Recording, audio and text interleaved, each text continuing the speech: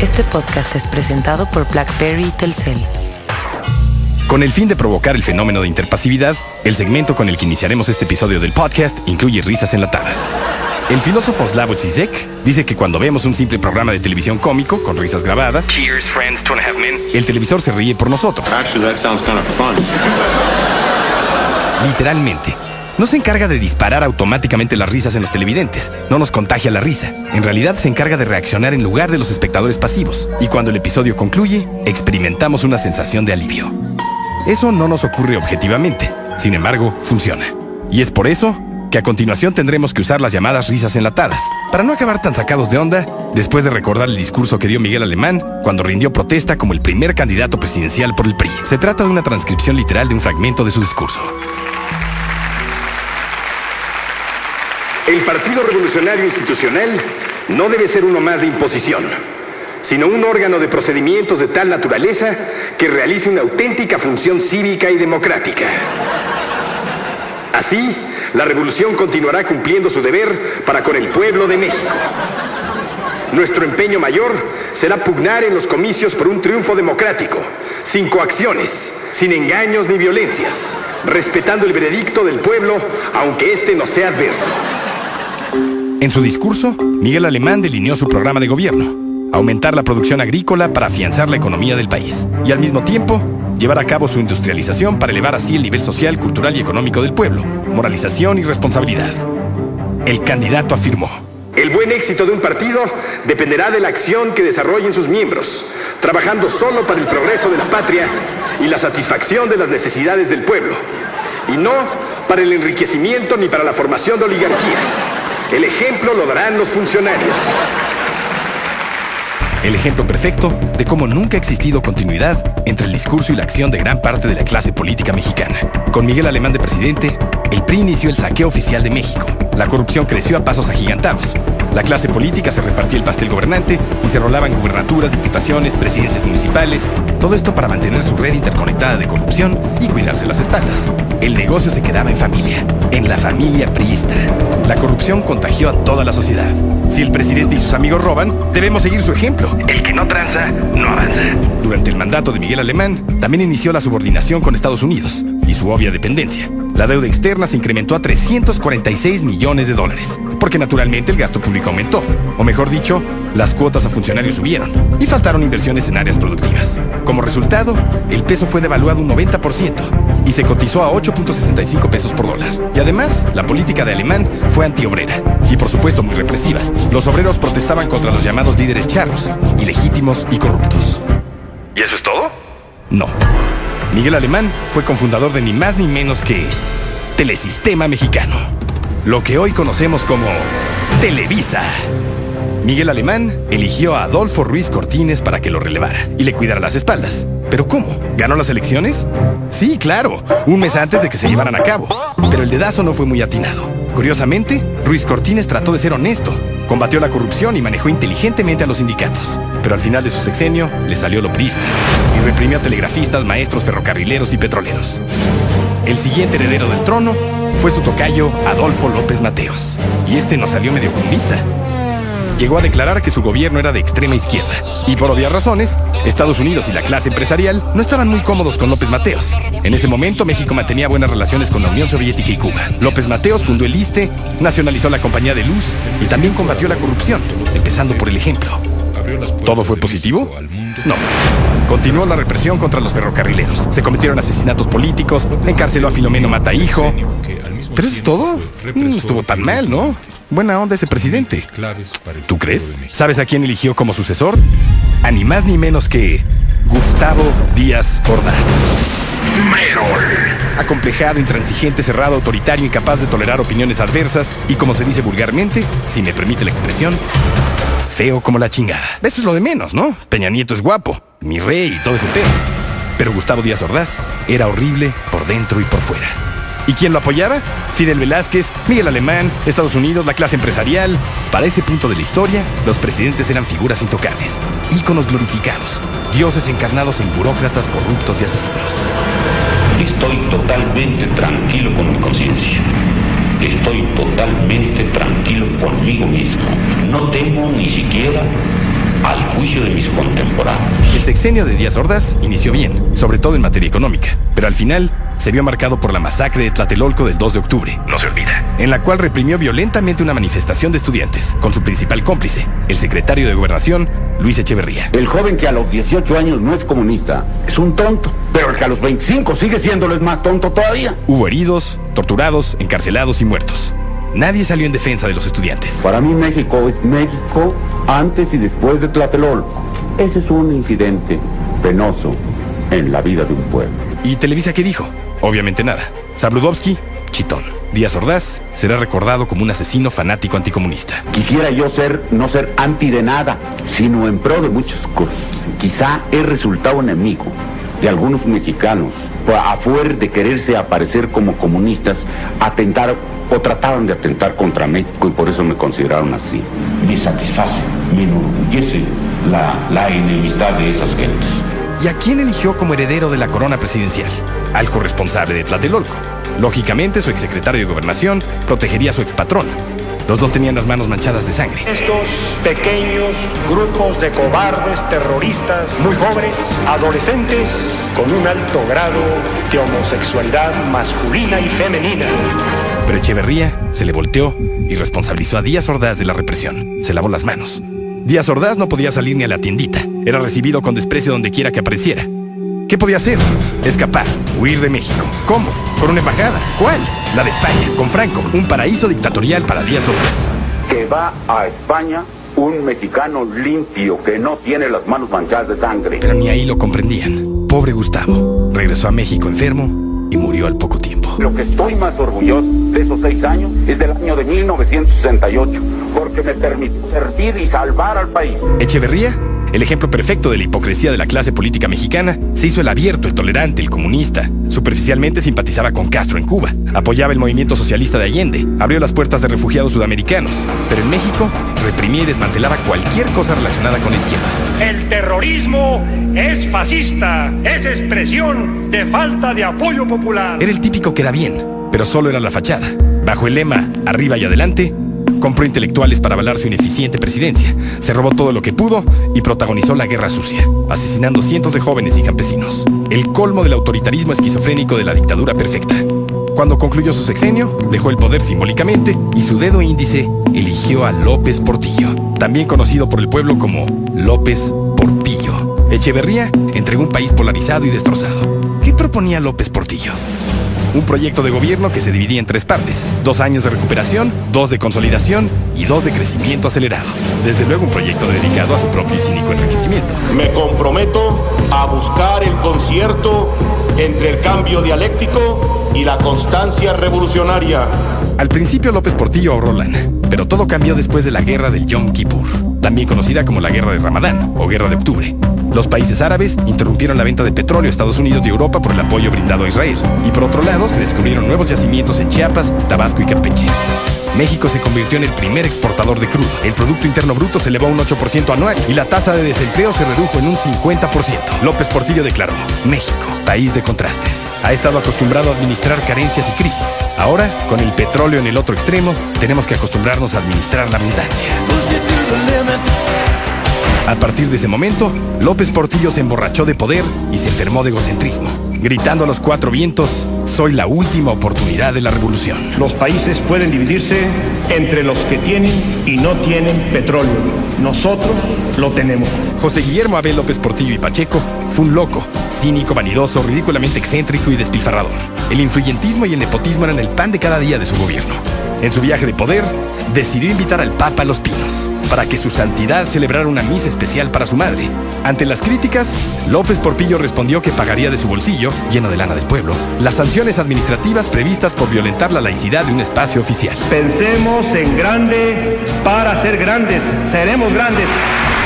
Su esposa, una mujer arrogante con desplantes que caían en lo obsceno, tal para cual, se apoderó de la política cultural del gobierno, sin absolutamente nada de experiencia. Y entre sus absurdas arbitrariedades, ordenó que se integrara una orquesta especial, la Filarmónica de la Ciudad de México, para dar a conocer su gran talento como pianista, con temas del grupo Mocedades.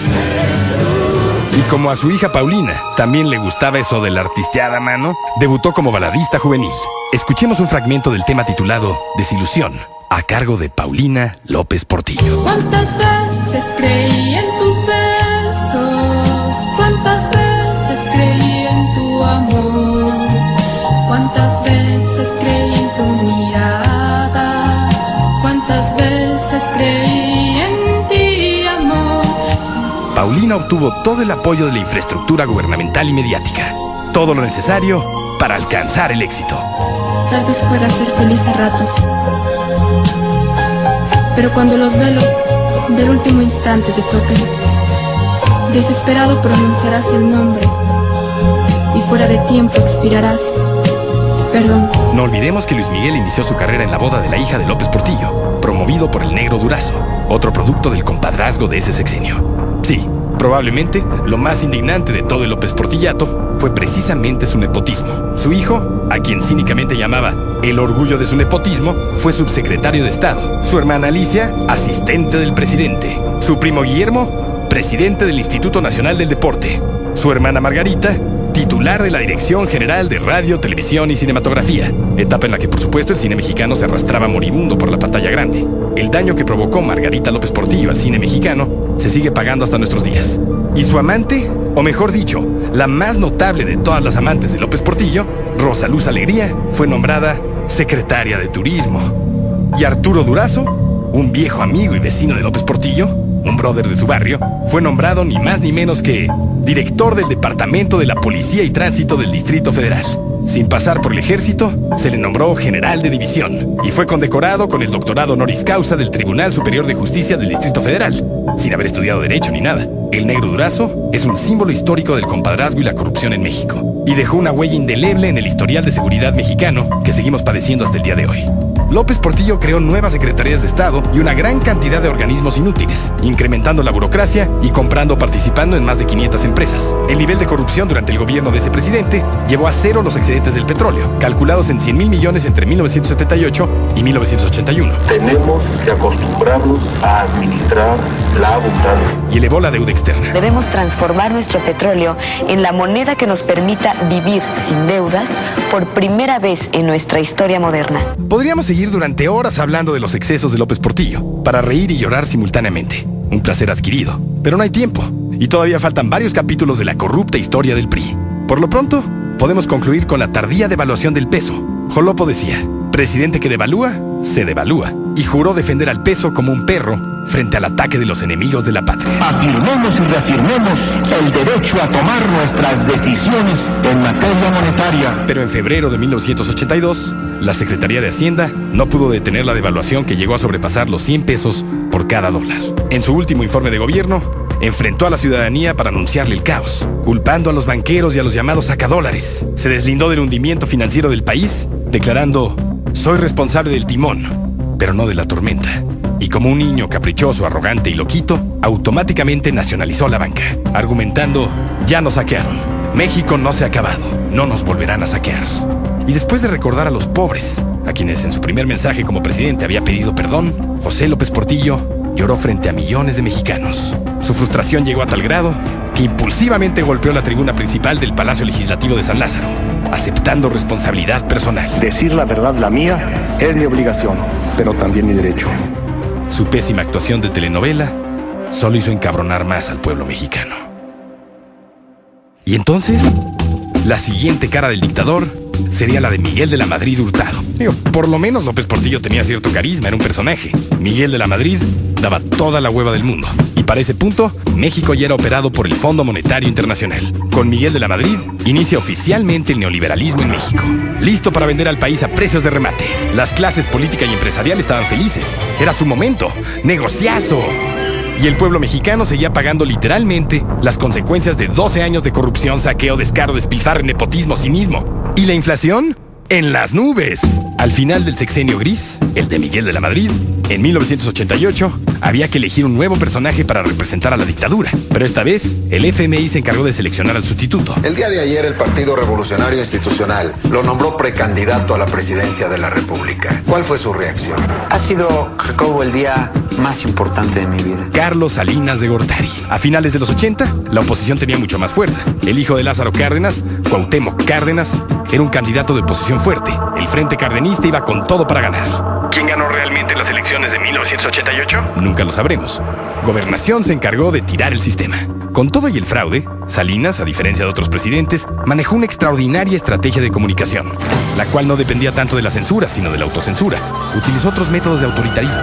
Compró medios e intelectuales para validar su presidencia y su proyecto, y logró venderle al pueblo que era el Salvador de México, que en poco tiempo nuestro país sería primermundista. ¡Que viva México y Florencia!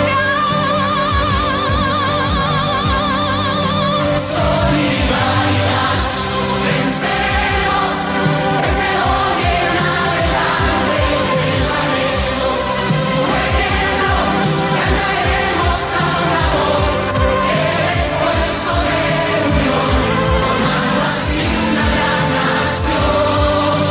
Solidaridad. Renegoció la deuda externa y le propuso un tratado de libre comercio a Estados Unidos y Canadá. México era ahora un país ganador. Ya íbamos a estar al nivel de los gabachos. Ya éramos oficialmente parte de Norteamérica. ¡Norteamericanos! Y sí, gran parte de la población de México cayó en la trampa. Pero desde el 1 de enero de 1994... Hoy hacemos ya realidad la nueva grandeza mexicana. Justo con la entrada en vigor del TLC, se le empezó a caer el teatrito. ¿Cómo va a venir a mí a decirme un indígena que ni siquiera sabe hablar español que el proyecto de mi sexenio no lo tomó en cuenta, más que para hacerle un ataúd en el mejor de los casos, o ni siquiera eso? En Chiapas, el Ejército Zapatista de Liberación Nacional, EZLN, un movimiento predominantemente indígena, le declara la guerra al gobierno federal. ¿Pero qué quería el movimiento guerrillero? Techo, tierra, trabajo, paz, salud, educación, independencia, democracia, libertad. Esas fueron sus demandas durante 500 años de explotación, marginación y desprecio. Y a partir de ese momento, las demandas se convirtieron en exigencias. Entonces nosotros lo que estamos pidiendo es que se revise el Tratado de Libre Comercio. Profesionales de la violencia asestaron un doloroso golpe al corazón de todos los mexicanos. Unos meses después, el sucesor de Salinas, Luis Donaldo Colosio Murrieta, es asesinado en Lomas Taurinas, Tijuana. Y luego matan a Francisco Ruiz Massieu, exsecretario del PRI y cuñado de Salinas. Para el pueblo de México, la esperanza tecnócrata neoliberal encarnada en un personaje se desplomó. Salinas fue y es uno de los presidentes más desprestigiados de la historia reciente de Latinoamérica. Permitió el enriquecimiento ilícito de su familia, vendió casi todas las empresas estatales, fue acusado de vincularse con organizaciones criminales, y al final de su sexenio, entre el incremento de la violencia y el narcotráfico, el levantamiento zapatista, el desequilibrio en las esferas de poder y los magnicidios, México tenía mucho miedo. Era un clima perfecto para que la campaña del siguiente candidato priista, Ernesto Zedillo, fuera efectiva. Ernesto Zedillo, bienestar para tu familia. Vota por la paz en México. Salinas no simpatizaba con Zedillo, pero ya no tenía mucha influencia. El FMI, apoyado por los medios, tenía un poder de decisión mucho más profundo en el sistema mexicano. Zedillo ganó sin ningún problema y prácticamente gobernó sin el PRI y no tuvo injerencia en la designación del siguiente candidato priista, La Bastida, un pepino. Zedillo quería pasar a la historia como el democratizador de México. Y hasta la fecha, los medios masivos y los intelectuales comprados insisten en que Zedillo fue lo máximo. Sacó adelante al país de la crisis causada por el error de diciembre, en la cual desde luego él no tuvo nada que ver. Y llevó a México a la democracia, a la alternancia. Y por cierto, no tuvo nada que ver tampoco con la masacre de Acteal. Todo padrísimo con Zedillo, tipazo. ¡Viva México!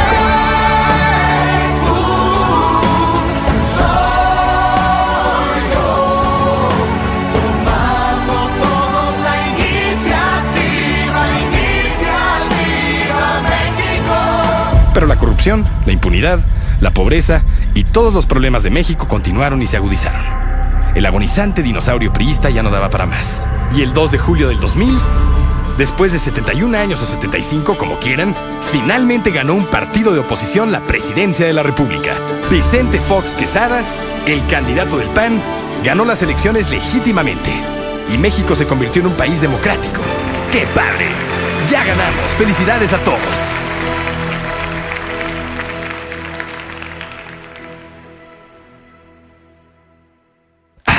Pues ahí está, ¿no? Ya es todo. ¿Ya estuvo, Nargen? ¿Tú bien? Sí, ¿no? ¿Ya? Vamos. Sí, perfecto, ¿no? Ya mejor vámonos, ¿no? Ahí se acabó el PRI, ¿no? Sí, ahí acaba. Pues ya está. ¿Dónde vamos? ¿Quesito panchego del Primos? Va, sí estaría bueno. ¿Unos huevitos rotos? Sí, no, pero es mejor el quesito manchego. Hay que estar a dieta un poquito, ¿no? Sí, también. Ya tenemos 30, ya. Sí, ya, 30 más. Bueno, pues vámonos. Ay, ¿qué quiere? Ay. ¿Qué pasó, Betornillo? ¿No te gustó el podcast? Nel, está incompleto, Olayo. No, a ver, ahí acaba. Ya acabamos. Pero es que entonces, ¿qué pedo? ¿Qué propones, Olayo? ¿Que votemos por el PAN? ¿O por el PG? No entiendo. No pueden acabar el podcast así nomás. Tú dijiste que ibas a decir por qué no se ha muerto el dinosaurio y todo eso. Lo de que dicen que va a regresar el dinosaurio. ¿Yo dije eso? Ya no me acuerdo, la verdad. Pero mira, Betornillo, yo no sé qué va a pasar, ¿ok? O sea, ni que fuera el brujo mayor. Ponte el podcast pasado y vas a ver lo que dijiste. Betornillo, ya nos vamos, perdón. Luego vemos, ¿va? Es que, Olayo, escúchame. El final de este está muy lejano a la realidad del país. Buen punto, Betornillo. Gracias. Como siempre, tus intervenciones son muy oportunas, muy atinadas, muy puntuales. Tienes razón. Tenemos que continuar este podcast. Otro día. Este podcast continuará. ¿Qué? No, chale, Olayo. Sí. Este podcast continuará. Siempre dices así con tu voz mamona. Este podcast continuará. Este podcast continuará. Ya acaba lo mejor. ¿Y por qué no lo acabas tú, Betornillo? En lo que escribimos, grabamos y producimos la siguiente entrega. En mi podcast no jala, la neta. ¿Tú crees? A mí sí me late. Está divertido. ¿Neta? Va, voy a armar uno. Sí, pero métele más producción, ¿no, Betornillo? Yo creo que por eso luego no jala. Sí, le voy a decir al colombiano que se aplique a ver qué pedo.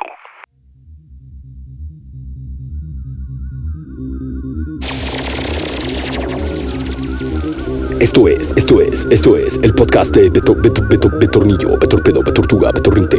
Cualquier cosa que empiece con Thor, o algo así, que acabe con Thor, como sea. Como el dios vikingo Thor, volando con su martillo. El podcast de Betornillo Intergaláctico Betornillo. Hola, bienvenidos a mi podcast. Ahora vamos a hablar de la política de México y del neopotismo. Y vamos a denunciar que Estolayo es un neopotista, porque mete a todos sus cuates en el podcast y a su vieja también la mete al podcast. Y también en el podcast de Betorpedo Betorrente vamos a hablar del PAN. Y de este Calderón también vamos a hablar de este Calderón. De Felipe Calderón. Vamos a hablar de que es bien pedote y que le gusta la cerveza Barrilito. A mí también me late. Y es mi favorita porque tiene envase chido y no es de lata, cerveza Barrilito. Patrocinador oficial del podcast de Betorpedo. Barrilito, frescura y sabor, bien fría. Y vamos a poner una rola en lo que pensamos bien por quién vamos a votar. Esta rola es de Panteón Rococó. Panteón Rococó en el podcast de Betornillo. Exclusivo. Betornillo. Porque el ska es cultura y el rock agricultura a huevo. Esta rola se llama La Ciudad de la Esperanza, una canción que nos inspira a todos los que amamos a México, en especial al Distrito Federal y al Edomex. Saludos al Edomex, chido.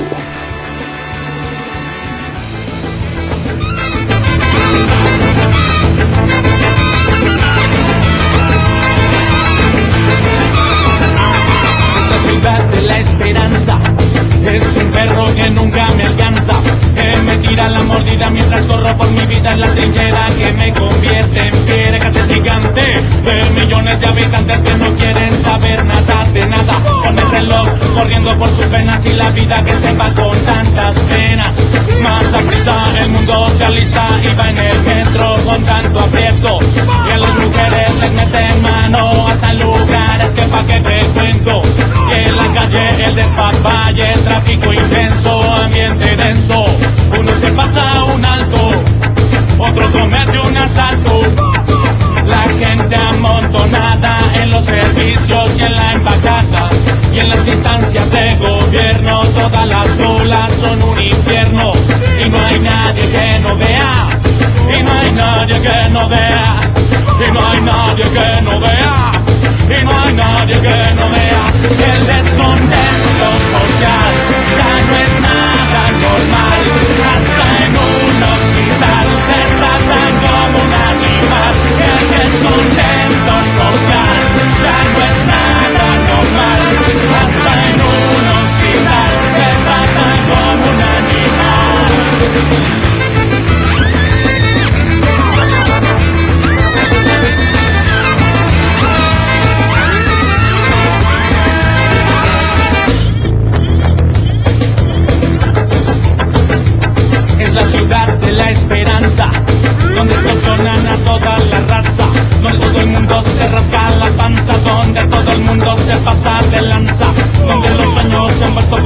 los inocentes temerosos en un microbús. Y para que se haga justicia tú tienes que caerte siempre con una luz. Así funciona la cosa, así de loca la cosa. Así funciona la cosa, así de loca la cosa. Oh, oh, oh, esto que traigo aquí, un sentimiento que quiere salir. Vivo en México, Distrito Federal, donde uno la pasa chido y el resto la pasa mal. Sin embargo, lo que aprendo a diario es encender soluciones, sobrevivir y expandirme para poder comprender, para poder entender que es la ciudad de la esperanza, donde el dinero nunca te alcanza, donde la banda se pasa de lanza, ahí viene el perro, corre que se alcanza. Es la ciudad de la esperanza, llena de angustia y también de ansia. 30 millones de cabezas buscando la fortuna de la desventura, de haber nacido aquí, de haber dejado todo atrás y venirse para acá. Entre el asfalto y el smog, entre el estrés y la extorsión.